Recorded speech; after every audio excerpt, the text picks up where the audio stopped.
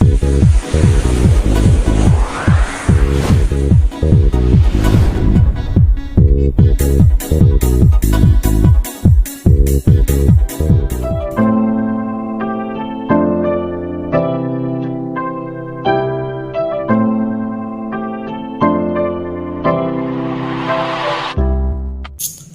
दोस्तों, सत्यार्थ प्रकाश संदेश YouTube channel में मैं विकास आर्य आपका हार्दिक स्वागत करता हूं। चलिए मित्रों, हम उस महर्षि स्वामी दयानंद सरस्वती द्वारा जो रचित सत्यार्थ प्रकाश है उसके ऊपर हम चर्चा कर रहे हैं और उसके अंतर्गत परमपिता परमेश्वर के जो नाम है उन नामों की व्याख्या कर रहे हैं। प्रथम समोल्लास में हमने आधे से ज़्यादा नामों की अपन ने व्याख्या कर ली है। कितने देव है उनों की व्याख्या की और अब हम आगे देवियों के जो नाम है उनों की व्याख्या कर रहे हैं। उनों का प्रकरण चल रहा है। मैंने पिछले 5 प्रकरण आपके सामने प्रस्तुत कर दिए हैं। उनके अंदर जो छोटे छोटे प्रकरणों के माध्यम से 5 प्रकरण है जो उन्होंने ईश्वर के नामों की व्याख्या मैंने की है। तो आप मेरे पिछले वीडियो देख लीजिए, जिससे जो अगला ये आने वाला मेरा ये वीडियो है वो आपको भली प्रकार से समझ में आ जाएगा।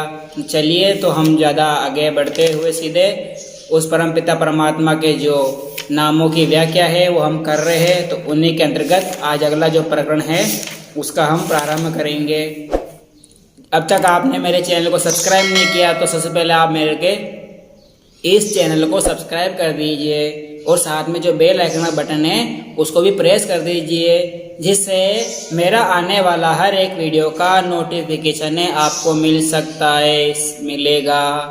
जो मैं वीडियो अपलोड करूँगा सबसे पहले वो आपके पास पहुँच जाएगा। और साथ में इसको लाइक भी कीजिए, कमेंट्स कीजिए और जितने हो सके ज़्यादा से ज़्यादा शेयर कीजिए। तो चलिए, अगला आज का प्रकरण है उसको प्रारंभ करते हैं हम। ओम शन्नो मित्रः शं वरुणः शन्नो भवतयर्मा शन्नो इन्द्रो बृहस्पतिः शन्नो विष्णुरुक्रमा। नमो ब्रह्मणे नमस्ते वायो त्वामेव प्रत्यक्षं ब्रह्मासि त्वामेव प्रत्यक्षं ब्रह्म वदिष्यामि ऋतं वदिष्यामि सत्यं वदिष्यामि तन्वावतु तद्वक्तारवतु अवतु माम् अवक्तु वक्तारम्। ओम शांति शांति शांति। इस प्रकार मित्रों, अब हम जो पिछले प्रकरण थे उनों के अंदर ईश्वर के जो कौन कौन से नाम हैं उनों की चर्चा की। अंजो, गण संख्या, ये कुटस्था, वो ध्रुव है, वो नित्य है, वो सच्चिदानंद है, वो सर्वशक्तिमान है, इत्यादि नामों के बारे में हमने आगे जो व्याख्या की थी। अगला है अपन जो प्रकरण है वो अगला है 80 नंबर जो नाम है ईश्वर का, इसमें व्याख्या की गई है। उस पर है णिच प्रापणे, अर्थात णिच प्रापणे इस धातु से न्याय शब्द सिद्ध होता है। अर्थात परमात्मा न्यायकारी भी है। वो किसी के साथ अन्याय नहीं करता, वो हमेशा सभी के साथ न्याय ही करता है, किसी के साथ ऊंच नीच नहीं रखता है। अर्थात प्रमाण अर्थ परीक्षणम न्याय, यह वचन न्याय सूत्र के ऊपर वात्स्य न मुनिकृत भाष्य का है। पक्षपात रहित हित सत्याचरण न्याय, जो पक्षपात रहित आदि प्रमाणों की परीक्षा से सत्य सत्य सिद्ध हो तथा पक्षपात रहित धर्म रूप आचरण करे वे न्याय कहलाता है। अर्थात वे परम पिता परमात्मा सत्य सत्य पक्षपात रहित न्याय जो करता है, आचरण करता है, उसको हम परमात्मा को न्यायकारी कहते हैं। अर्थात परमात्मा न्यायकारी है। न्यायम कर्तुम शीलमस्य स न्यायकारीश्वर, अर्थात जिसका न्याय अर्थात पक्षपात रहित है, अर्थात उस परम पिता परमात्मा के न्याय में कोई भी पक्षपात नहीं होता है, कोई भी ऊंच नीच नहीं होती है, क्योंकि वे परमात्मा न्यायकारी है, अन्याय कभी भी नहीं करता, किसी के साथ पक्षपात नहीं करता, धर्म ही करने का स्वभाव है। इससे उस परमात्मा का नाम न्यायकारी है। दय दान गतिर क्षण गति क्षण हिंसा दानेषु, इस धातु से दया शब्द सिद्ध होता है, अर्थात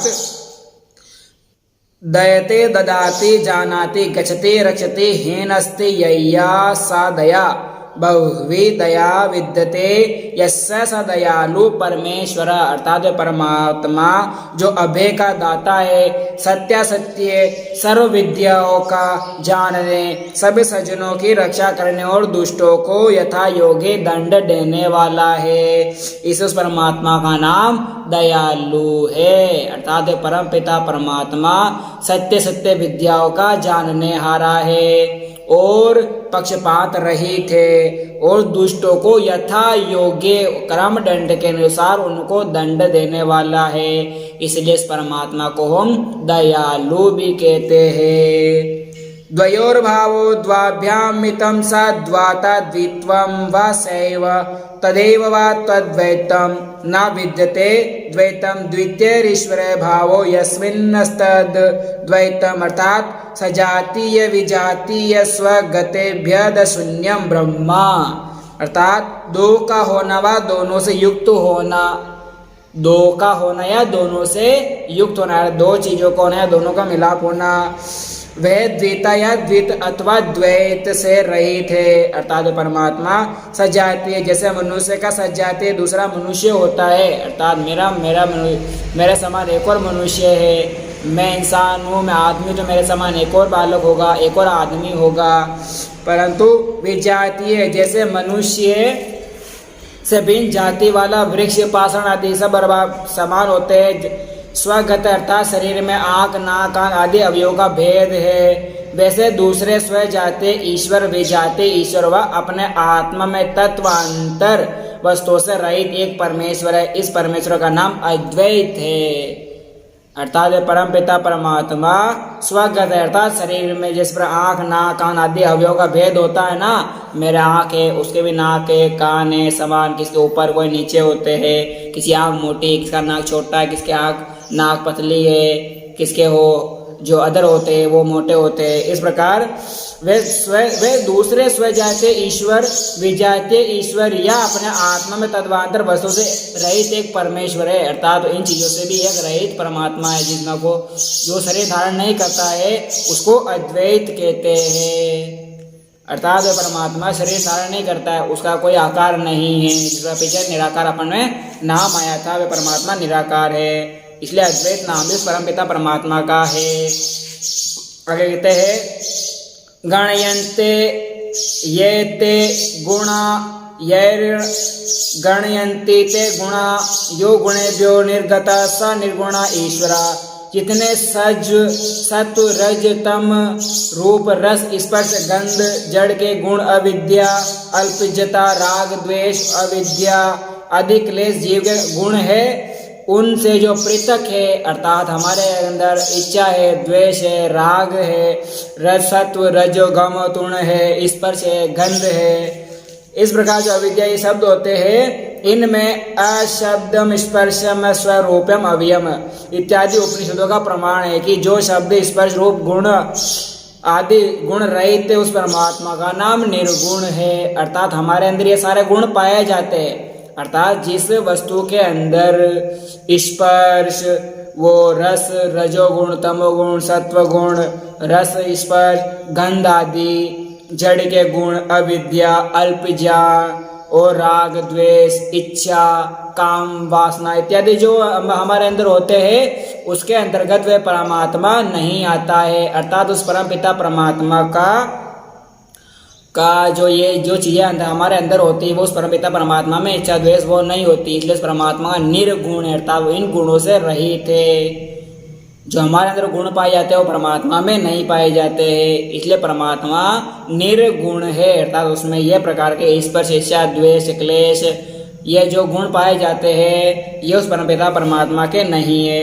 यो गुणै सह वर्तते स सगुणा, जो सब का ज्ञान, सर्व सुख, पवित्रता, अनंत बल आदि गुणों से युक्त, इसलिए परमात्मा का नाम सतगुण है, सगुण है। अर्थात उस परमपिता परमात्मा में सबका ज्ञान है, सर्व सुख है, पवित्रता है, अनंत बल है, आनंद से युक्त है, बलों से भी वो बलिष्ठ है, इसलिए इस परमात्मा का नाम सगुण है, अर्थात वो सभी गुणों से युक्त है। जैसे पृथ्वी गंध आदि गुणों से सगुण और इच्छा गुण आदियों से रहित होने से निर्गुण है, वैसे ही जगत और जीव के गुणों से पृथक होने से परमेश्वर निर्गुण है। अर्थात इच्छा द्वेष आदि जो गुण होते हैं उन गुणों से रहित परमात्मा निर्गुण है, वो सगुण है और निर्गुण है। सगुण इस प्रकार है कि वो सर्वज्ञान, सर्व सुख है, वो पवित्र है, वो बलिष्ठ है, वो बलवान है, वो सर्व अंतर्यामी है, वो सर्वशक्तिमान है, इसलिए वो सगुण है। ये गुण उसके अंदर पाए जाते हैं। तो हम परमात्मा से प्रार्थना करते हैं ये जो आपके अंदर गुण है वो हमारे मंदिर भी प्रकाशित कर दीजिए, परंतु उस परमात्मा में वो निर्गुण रहते हैं, जो हमारे अंदर गुण है वो परमात्मा में नहीं है। था जैसे वैसे जगत और जीव में गुणों से पृथक होने से परमेश्वर और निर्गुण और सर्वाज्ञादि गुणों से रहित होने से सगुण कहते हैं। अर्थात ऐसा कोई भी पदार्थ नहीं है जो सगुणता और निर्गुणता से पृथक हो। जैसे चेतन गुणों से पृथक होने से जड़ पदार्थ निर्गुण और अपने गुणों से सहित होने सगुण, वैसे ही जड़ के गुणों से पृथक होने से जीव निर्गुण और इच्छा आदि अपने गुणों से सहित होने से सगुण होता है। ऐसे ही परमेश्वर में ही समझना चाहिए। अर्थात सगुणता और निर्गुणता से पृथक है। जैसे चेतन गुणों से पृथक होने से जड़ पदार्थ निर्गुण और अपने गुणों से सहित और सगुण, वैसे ही जड़ के गुणों से पृथक होने से जीव निर्गुण, इच्छा अपने गुणों से सहित होने से सगुण है। आगे है अंतर्यंतुम नियंतुम शीलम यस्य सो अयम अंतर्यामी, जो सब प्राणी और अप्राणी जगत के भीतर व्यापक होने से सबका नियम करता है, इसलिए उस परमात्मा का नाम अंतर्यामी है। अर्थात परम पिता परमात्मा अंतर्यामी है, अर्थात वो सभी जगह व्याप्त है। जो सब प्राणी और अप्राणी जगत में, अर्थात जो प्राणी जो श्वास लेते और अप्राणी जो स्थिर है, कण कण में, जर्रे जर्रे में वो परमात्मा व्याप्त होने से उसको हम अंतर्यामी भी कहते हैं। यो धर्म में राजते से धर्मराजा, जो धर्म ही में प्रकाशमान और अधर्म से रहित धर्म ही का प्रकाश करता है, इस परमात्मा का नाम धर्मराज है। अर्थात परम पिता परमात्मा अधर्म से रहित और धर्म से लिप्त है। अर्थात वह परमात्मा अधर्म से रहित धर्म ही का प्रकाश करता है, अर्थात अधर्म से वो अलग है, पृथक है और वो धर्म का ही प्रकाश करता है, धर्म का ही उपदेश करता है, इसलिए परमात्मा को धर्मराज भी कहते हैं। आगे यमो उपरमे, इस धातु से यम शब्द सिद्ध होता है। यह सर्वान प्राणिनो नियच्छति स यमः, जो सब प्राणियों के कर्म फल देने की व्यवस्था करता हो और सब अन्याय से पृथक रहता है, इसलिए उस परमात्मा का नाम यम है। अर्थात परम पिता परमात्मा यह सर्वान प्राणिनो नियमचति स यमा, जो सब प्राणियों के कर्म के अनुसार उनको कर्म फल देता है, उनको अपने कर्मों के अनुसार उनका फल देता है। जैसा जो कर्म करता है उसको वैसा फल देते हैं। अच्छे कर्म करता है उसको अच्छा कर्म फल देते हैं, जो बुरे कर्म करता है उसको बुरा कर्म फल देते हैं, इसलिए परमात्मा का नाम यम है, वो अन्याय से पृथक है। भज सेवायाम, भज सेवायाम, इसे धातु से भग शब्द धातु शब्द सिद्ध हुआ, इसे मतु प्रत्यय होने से भगवान शब्द सिद्ध होता है। भग सकल ऐश्वर्यम सेवनम वा विद्यते यस्य स भगवान, जो समग्र ऐश्वर्यों से युक्त होने से, अर्थात वो सभी ऐश्वर्यों से युक्त है, इस कारण उस भगवान ईश्वर को हम भगवान भी कहते हैं। अर्थात वो सब ऐश्वर्यों से युक्त है, भजने योग्य है, वो सभी का हित चाहते हैं, इसलिए परमात्मा का नाम भगवान है। मन जाने, इस धातु से मनु शब्द सिद्ध होता है।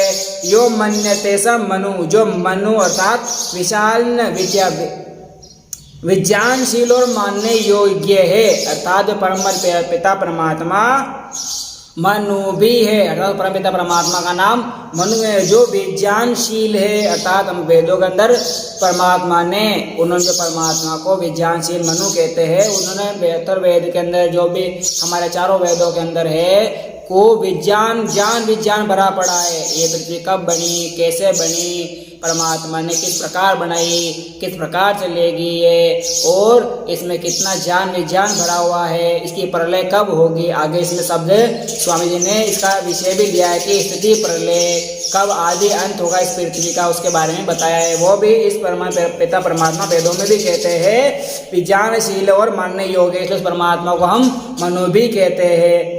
स्वामी जी कह रहे हैं यहाँ पे प्रीपालन पूर्णयो, इस धातु से पुरुष शब्द सिद्ध होता है। यह स्वव्याप्त्या चराचरम जगत प्राणिति पूर्यति वास पुरुष, अर्थात जो चराचर जगत के अंदर संपूर्ण जगत में व्याप्त हो रहा है, इस परमात्मा का नाम पुरुष है। अर्थात परमपिता परमात्मा को हम एक पुरुष की भी संज्ञा दी है, अर्थात इस पूरे जगत में प्राणी मात्र में व्याप्त होने से वो पुरुष है। डूब्री धारणे पोषणयो, विश्व पूर्वक, इस धातु से विश्वम्भर शब्द सिद्ध होता है। यो विश्वम बिभरति धरति पुष्णाति वासा विश्वम्भरो जगीश्वरा, जो जगत का धारण और पोषण करता है, इसलिए उस परमात्मा को हम विश्वम्भर कहते हैं।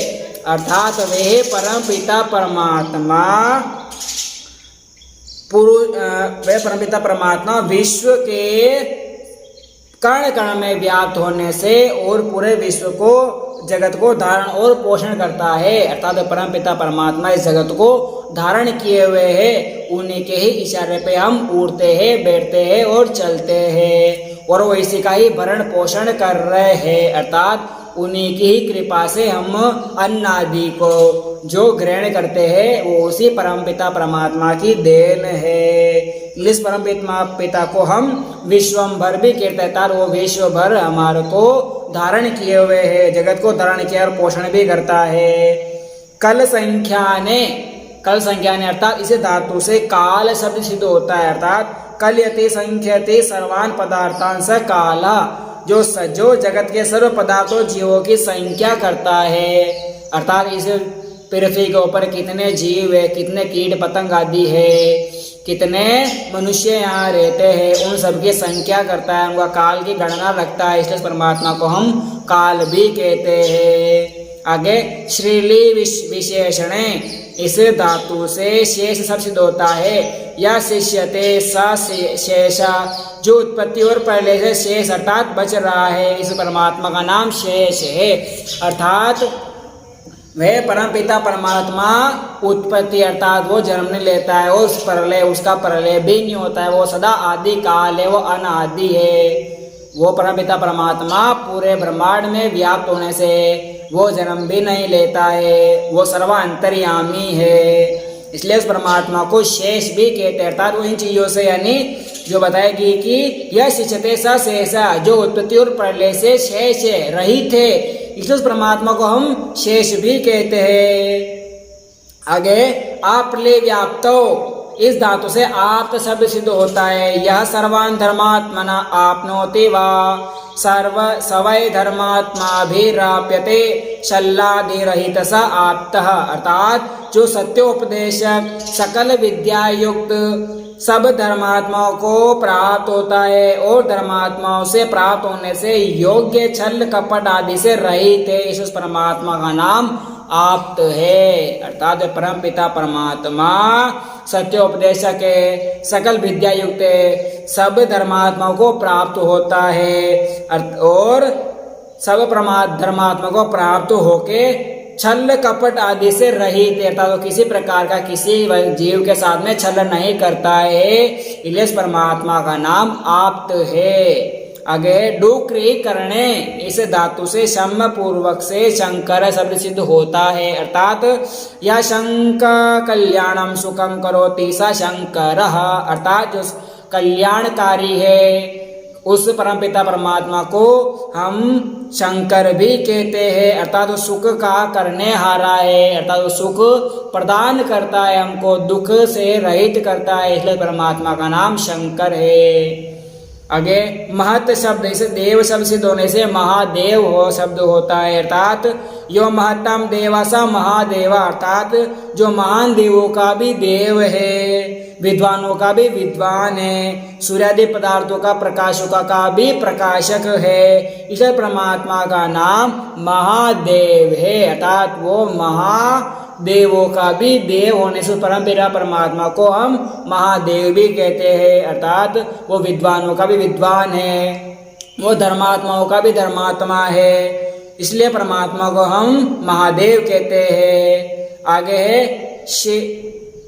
प्रीण, प्रीय तर्पणे कांतोच, इस धातु से प्रिय शब्द सिद्ध होता है। यस या प्रीणाति प्रियते वास प्रिय, जो सब धर्मात्माओं मुमुक्षुओं और शिष्टों को प्रसन्न करता हो और सबको कामना के योग्य, इस परमात्मा का नाम प्रिय है, अर्थात वह परमात्मा सभी को प्रिय है, किसी को भी अप्रिय नहीं है, क्योंकि वो परमपिता परमात्मा सब धर्मात्माओं मुमुक्षुओं और शिष्ट को प्रसन्न करता है। जो भी धर्मात्मा होते हैं, सत्यवादी विद्वान आत्म लोग होते हैं, उनको वे सदा प्रसन्न रखते हैं, इसलिए वह परमात्मा अपने उसका नाम प्रिय है, अर्थात वो किसी का अप्रिय नहीं है। जो अच्छा है उनके लिए प्रिय है, जो बुरा है उनके लिए अप्रिय नहीं है, वो उनके लिए भी प्रिय ही है।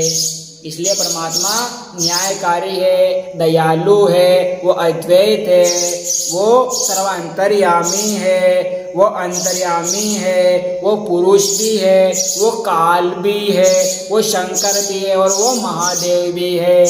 आदि इन नामों के आज के प्रकरण में हमने आज व्याख्या की है। तो अब जो अगला प्रकरण है वो हम अगले वाले वीडियो के माध्यम से आपके सामने प्रस्तुत करेंगे। आज का प्रकरण हम यहीं पर ही विराम देते हैं। तो चलिए मित्रों, जब तक के लिए अगर अब तक भी आपने मेरे चैनल को सब्सक्राइब नहीं किया है तो उसको सब्सक्राइब कर लीजिए, ये आपका अपना चैनल है, और इसको ज़्यादा से ज़्यादा आगे शेयर कीजिए, लाइक एंड कमेंट्स कीजिए, जिससे ये सत्य सत्य ज्ञान हर व्यक्ति के कानों तक पहुंच जावे। यही आर्य का उद्देश्य है। आर्य समाज कोई मत मतांतर नहीं है, ये एक संगठन है जिसको परमपिता परमात्मा की वेदवाणी का और सभी को एक रहने का कृणवंतो विश्व आर्यम, अर्थात संपूर्ण विश्व को आर्य बनाने का संकल्प लिए वे आगे बढ़ रहा है। इसीलिए उस परमात्मा के शरणों में आइए, यही हमारा उद्देश्य है। वही स्वामी जी ने इस पुस्तक में भी बताया है। आगे का जो प्रकरण है हम अगले प्रकरण में पूरा करेंगे। तो चलिए आज के प्रकरण को हम यहाँ पर ही विराम देते हैं। इति ओम शम। धन्यवाद मित्रों।